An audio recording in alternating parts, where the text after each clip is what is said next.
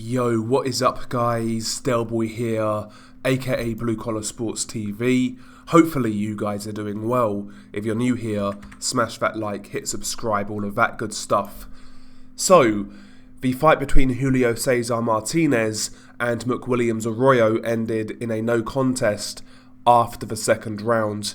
Because of this, Julio Cesar Martinez retained his WBC flyweight title. Now this fight was the equivalent of meeting a really hot woman. Great legs, nice ass, nice tits, nice face, good personality. You meet her, you get along well, you think there's a connection, and all of a sudden she blurts out, "Oh, I have a boyfriend." That's exactly what this fight was. It started so well. In the first round, Julio Cesar Martinez, obviously, as he always does, very aggressive. He likes to come forwards with his hands down and swing like a madman. And early in the first round, Mcwilliams Arroyo was doing a good job of capitalizing on this. He was landing nice hard straight right hands and nice left hooks, also jabs. He was using Martinez's aggression against him. And as the round played out, there was a moment when Mcwilliams Arroyo landed a right hand left hook combination which dropped Julio Cesar Martinez. Martinez got up very quickly, he was hurt, but he got through it. After that knockdown, Mcwilliams Arroyo tried to land some more power punches, more combinations, and he landed the same combination again, I believe, right hand left hook combination, which, Martinez walked onto flush, but it didn't drop him this time around. And Mcwilliams Arroyo was just having great success in the first round, right until the very last 10-15 seconds, where Julio Cesar Martinez winded up with like a overhand left hook type of punch. It hit Mcwilliams Arroyo on the chin, and Mcwilliams Arroyo went down. Mcwilliams Arroyo was much more hurt than Martinez was when Martinez went down. You could see that Mcwilliams really felt that shot. And at the end of the round, Mcwilliams Arroyo's trainer had to walk him back to the corner, so Mcwilliams Arroyo was definitely unsteady after that knockdown. Nevertheless, he got through the rounds.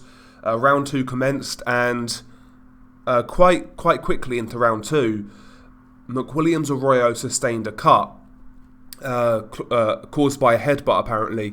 Nevertheless, the round continued. Mcwilliams was landing good hard counters, but Martinez at this point seemed to be warming up. He was going through the gears, throwing more hard punches, more combinations, and he was catching Mcwilliams Arroyo. He actually dropped Arroyo again in the second round with a clubbing left hand, right hand like cookie type combination. Now this knockdown was a bit suspect to me.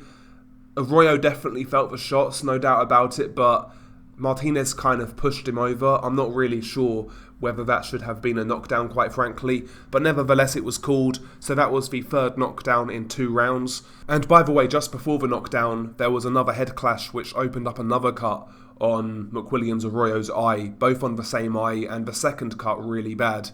Nevertheless, Mcwilliams Arroyo, he fights his way through the round, lands a couple of good shots, but Martinez is really getting on top of him. There's a lot of blood from the cuts, and, at this point in time, round 2 ends, both fighters go back to their corners, and Mcwilliams Arroyo is complaining about his eye, saying that he can't see, etc, etc.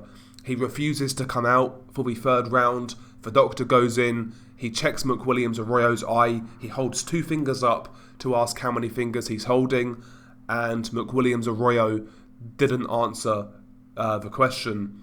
So the doctor essentially stopped it. Now, when this was stopped, the corner cleared the blood from his face, the corner cleared the blood from his eye, and stemmed the bleeding momentarily. So for me personally, it looked like Mcwilliams Arroyo just found a way out of this fight. Now, Mcwilliams Arroyo's been very tough. He's fought Ioka, went the distance, fought Roman Gonzalez, went the distance, but he's 35, 36 years old now, and I think a few years ago he wouldn't have pulled out, but the guy's had a hard career. I think he was just really living to see another day kind of thing. So yeah, I do think he pulled out, quite frankly. I think he could have continued at least 1 round to see how it played out, but he didn't want to. And the thing is, Again, I know it's your vision. I know it's risky, but he's 35, 36. He's not. Is he going to get another shot like this? And he hurt him. He hurt Martinez in round 1. I mean, if I was his corner, I'd have told him just go out there, swing like a madman, and try and knock this guy out. And if it gets worse, I'll pull you out. I'd have give him a round or 2, kind of thing. But he escapes with a no contest, so it's not a loss. And it's disappointing, man, because this fight was shaping up to be a really good fight. Julio Cesar Martinez is a psycho. Just winging up with power shots from crazy angles, jumping in with hooks, hands down. He was out there beating his chest, beating his hands together when the fight was stopped. He was pissed off. Martinez's corner were calling Mcwilliams Arroyo's team putos and whatnot, which I found quite entertaining. But yeah, man, back to my analogy. It's like that real beautiful woman, but turns out you've been cock-teased and she's got a boyfriend. That's what this fight was. It was promising to be a really good fight. But boxing is boxing, man. It kicks us in the nuts sometimes, right? But anyway, hopefully you guys enjoyed this post-fight review. What did you make of this fight? Do you want to see it again, or do you want to see Julio Cesar Martinez move on? I want to see Martinez fight Sonny Edwards in a unification fight. That's what I want to see.